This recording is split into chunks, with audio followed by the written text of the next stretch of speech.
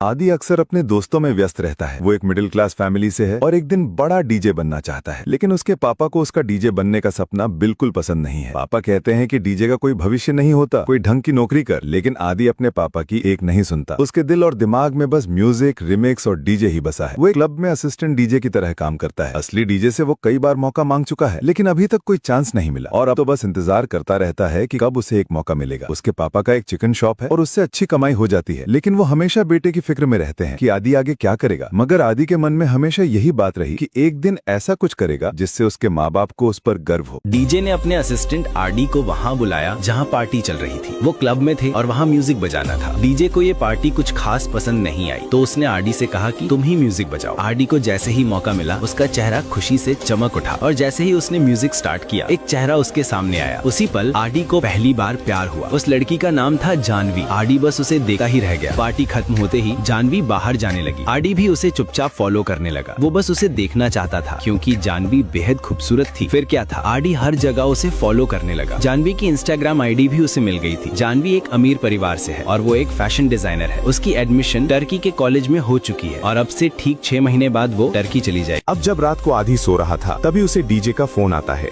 उसे बोला जाता है कि तुरंत आना होगा क्योंकि एक पार्टी चल रही है और वहाँ पर तुरंत म्यूजिक बजाना है। आदि जैसे ही वहाँ पहुँचता है और अपना काम शुरू करता है, उसी वक्त उसकी नजर जानवी पर पड़ती है। जानवी अपने दोस्तों के साथ बैठी होती है। जानवी की एक दोस्त पहचान लेती है कि ये वही डीजे है जो पिछली पार्टी में भी था। वो कहती है ये तो बहुत क्यूट है, क्यों ना जानवी तू एक बार ट्राई कर ले। ये सुनते ही जानवी सीधे आदि के पास चली जाती है। वो आदि की तारीफ करती है कि तुम बहुत अच्छा काम कर रहे हो। साथ ही एक सुझाव भी देती है कि जो टी शर्ट तुमने पहनी है वो थोड़ी अजीब लग रही है, तो तुम टी शर्ट निकाल दो और शर्ट के 2-3 बटन खोल दो, तुम और हैंडसम लगोगे। ये सुनकर आदि तुरंत वही करता है और अब वो बाहर आता है और आत्मविश्वास के साथ म्यूजिक बजाने लगता है। जानवी देखती है कि आदि ने उसकी बात मान ली।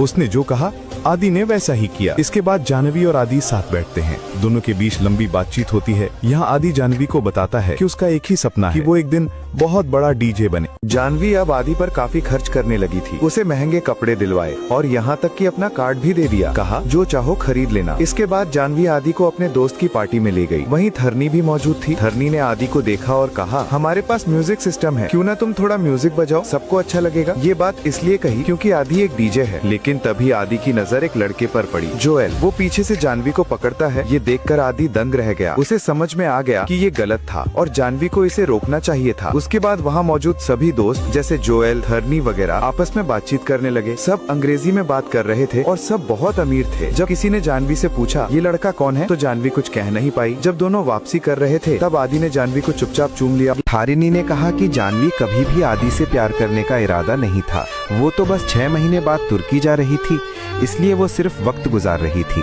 ये सुनकर आदि को जैसे एक गहरा सदमा लगा। उसकी सांसें थम सी गईं और ये हालत देखकर थारिनी ने उसे अचानक किस किया ताकि उसकी सांसें फिर से चल सकें। लेकिन उसी पल जानवी वहां आ गई। जो कुछ उसने देखा वो उसके लिए बहुत बड़ा झटका था। आदि ने उसे बहुत समझाने की कोशिश की, लेकिन जानवी ने जो देखा वो भुला पाना आसान नहीं था। आदि ने अपने सारे कपड़े उतार दिए क्योंकि वो कपड़े जानवी ने दिलवाए थे। उसने अपना कार्ड भी वापस ले लिया, वो भी उसी का था। फिर उसने सबके सामने आदि को अपमानित किया और पार्टी से बाहर निकाल दिया। अगले पार्ट के लिए वीडियो को लाइक करके कमेंट करें।